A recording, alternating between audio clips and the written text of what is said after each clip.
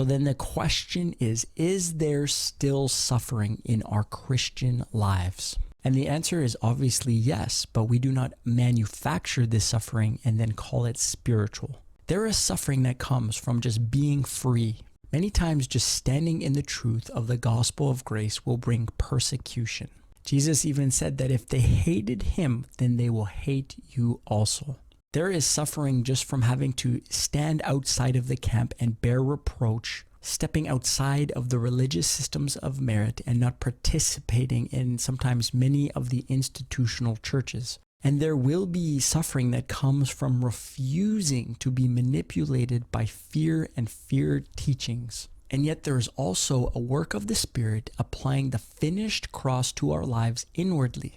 And many times our flesh through just life itself is weakening so that Christ's life can be expressed through us. And this is not some sort of self-crucifixion. It is the Spirit making the finished work of the cross effective in our daily lives. 2 Corinthians 4:7 reminds us that we carry a treasure in an earthen vessel. The vessel is our frail flesh, and the treasure is Christ. Colossians 3:3 says that our life is hidden in Christ. What the cross does is it kills. There is a killing power in the cross. Sin and the old self and the law's condemnation are now finished. The Spirit then applies. He brings the power of the cross in our daily lives. Life then flows, and resurrection life brings freedom, and Christ's victory is now ours.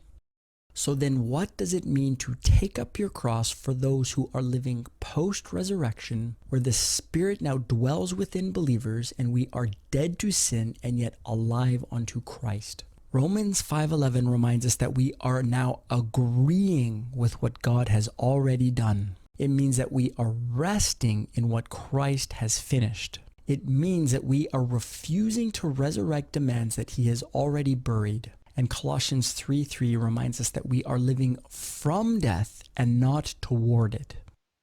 The cross is not something you as a believer are carrying. It is something that Christ has already completed. And Ephesians 2:8 is a reminder that faith is now how we live it. We are not working towards death. We are living from it. You and me were crucified with Christ. And Galatians 2:20 makes it very clear that Christ now lives within you. So let us live from what Christ has already accomplished.